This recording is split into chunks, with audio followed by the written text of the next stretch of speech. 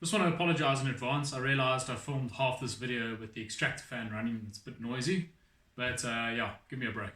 I'm new to this. How's it? Welcome to my kitchen.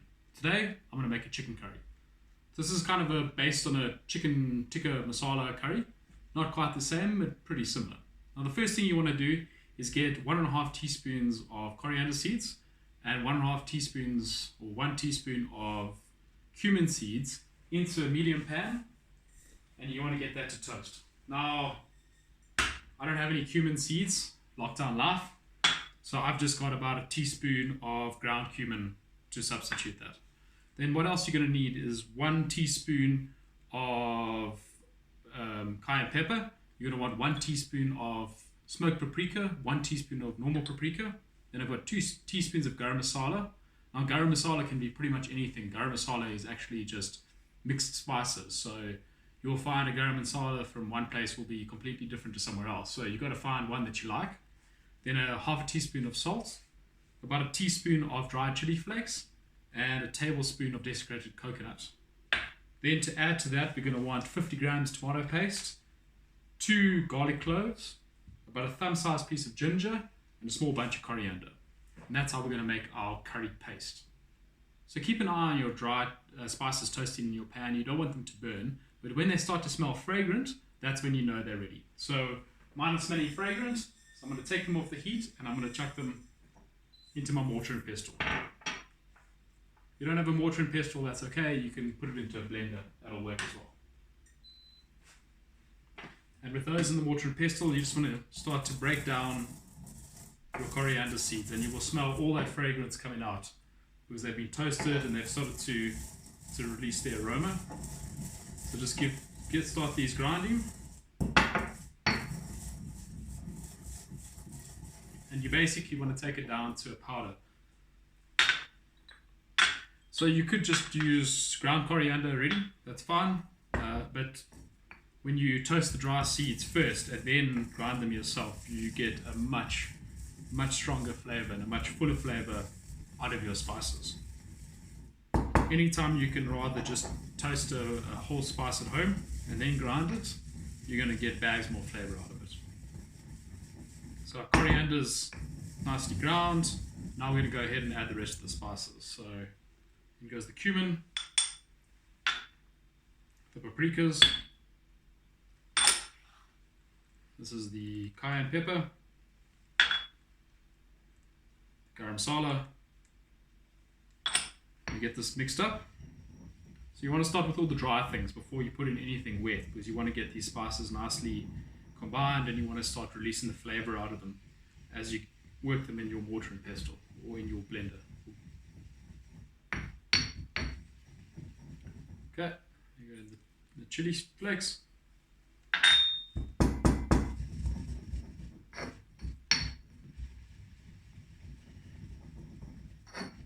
And you'll almost see as you work your spices, they almost start to appear to be wet, and you're just releasing the oils that are in the spices out of them as you work them. So those are nicely combined. Now I'm going to go ahead and add the garlic and the ginger. So you can just cut these up a little bit, chuck them into your mortar and pestle as well, and you just work these until you start to form a nice paste.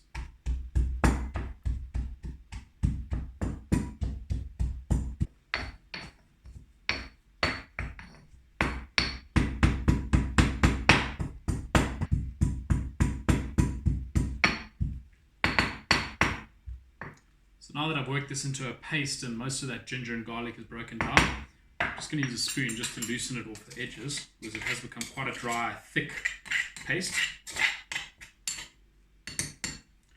Now I'm just going to roughly chop up the coriander.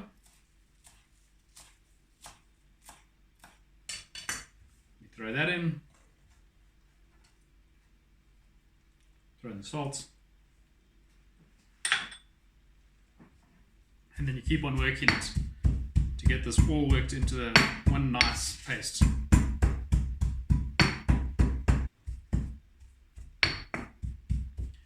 Right, I've now worked in that coriander quite nicely there. Now I'm going to throw in the coconut.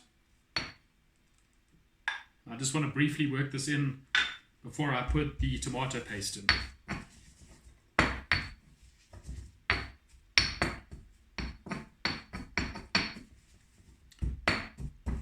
And now the tomato paste. And once this is in, you really want to give it a good mix and get everything nicely incorporated into your paste.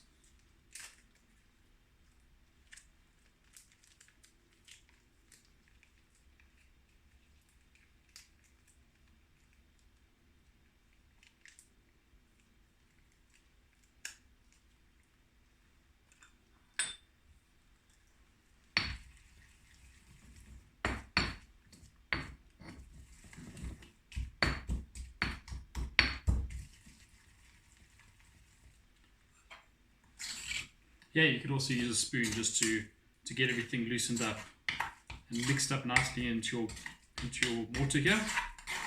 Because by this stage you've already incorporated all the spices, the coriander, the garlic, the ginger, it's all incorporated in there. It's just a matter of mixing in that nice tomato paste to form yourself a nice curry paste.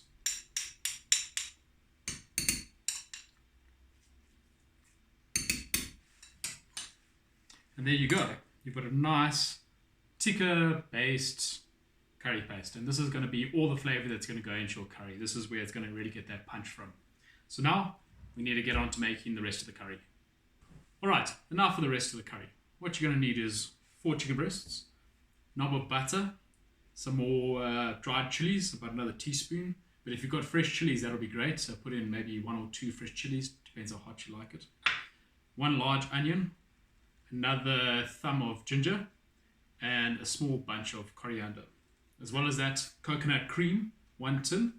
Unfortunately, I could only get reduced fat coconut milk, lockdown life, and 1 tin of diced tomatoes. So to start preparing this, I'm just going to cut these chicken strips into cubes. Well, cut these chicken breasts into cubes. So just cut them long ways down, and then cut, not really cubes, just cut them in half. So it's kind of short chicken strips. I'm just going to slice these down, cut them in half, like that.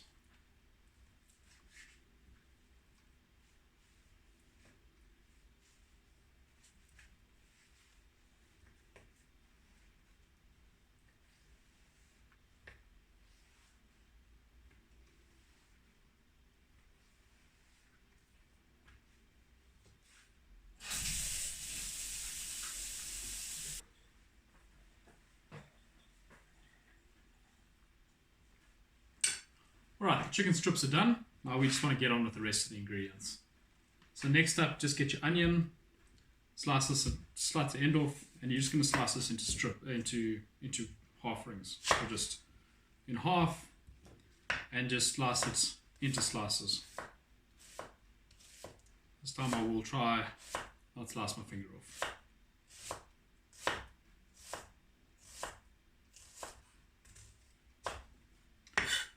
Okay, onions are sliced. You want to do the same with the ginger. Just slice it into thin slices. And your ginger and your onion are going to go in at the same time. So you can cut these all up on the same board, because you're going to stick them in the pot together.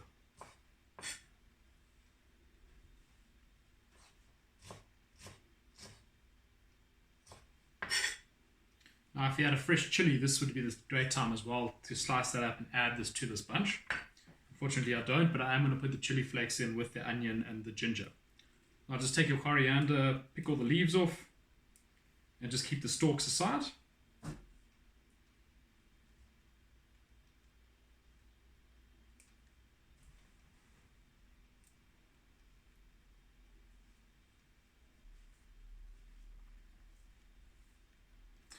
Okay, now that you've set aside all your coriander leaves, you just again want to finely slice up these stalks, and these are going to go in with the rest of the sliced ingredients.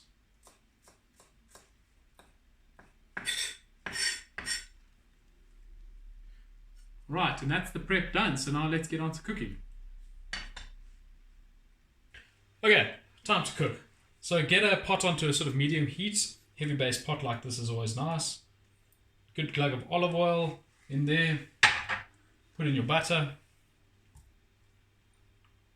Let that start to melt down.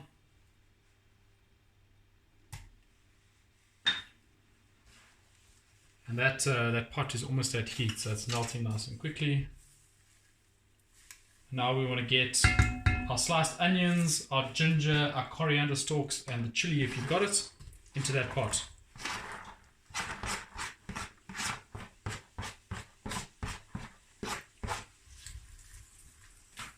So you just want to get this nicely coated, and what we're going to do is we're going to slowly just simmer this down for about 10 minutes until it's very nice and soft.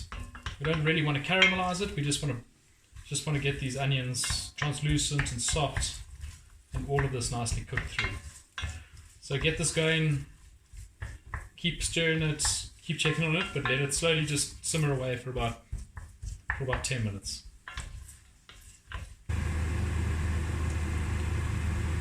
Alright, it's been about 10 minutes, these onions are nice and soft now, so what I'm going to do is just chuck in the dried chilies that I've got.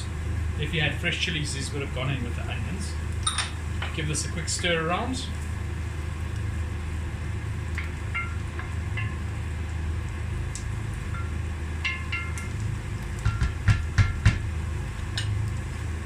Now you're going to throw in your curry paste that we made earlier.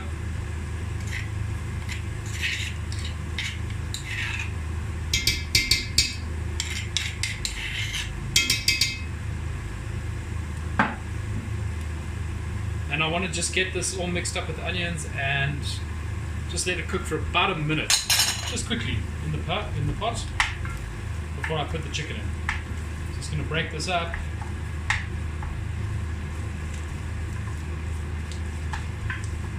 Get it nicely mixed up.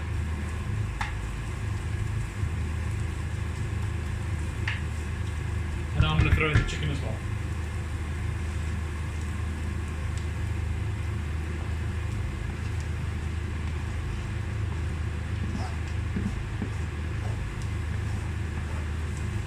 So what I want to do now is just get this chicken all nicely coated with curry paste and the onions and the ginger and the coriander that's all been fried in this pan. Get everything nicely coated.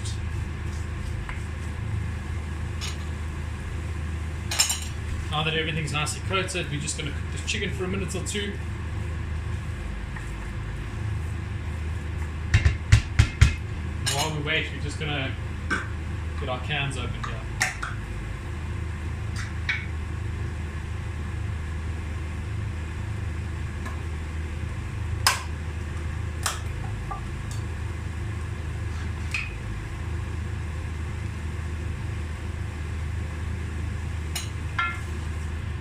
Right, now what you need to do is throw in your tomatoes, and you would put in your coconut cream as well. For me it's the coconut milk. Now if you've only got coconut milk, that's cool, that'll definitely work for you. But it's not going to thicken up as well as it would with the coconut cream, and it's not going to be as rich. So if you put in the coconut cream here, what I would say is maybe you want to add about another half a can of water, but it depends on how much liquid's in your pot. You're just going to make a call there. For me, there's definitely enough liquid in here, so I'm not going to add any water to this because I wanted to try and thicken it up a bit because I'm missing that richness and that thickness of the cream. So now what we're going to do is we're going to close up this pot, put the lid on, and we're going to reduce the heat and just let it simmer away for about 20 minutes. So if you're going to do some rice with this, which I'd recommend, it's time to get the rice on. What I normally do is I do a 1 to 1.5 ratio, so 1 cup of rice to 1.5 cups of water, put that onto the stove and bring it to the boil, and then I let it boil covered until all the water looks like it's evaporated. Then I switch off the heat, take your pot off, and then just leave it covered for at least 10 minutes. And after 10 minutes you open that pot up, just fluff off your rice with a fork, and you're good to go. Alright, it's been about 20 minutes now. I've stirred the curry once or twice, so let's get a look at it. That's excellent. So it's just bubbling away slowly here. The chicken's definitely cooked by now.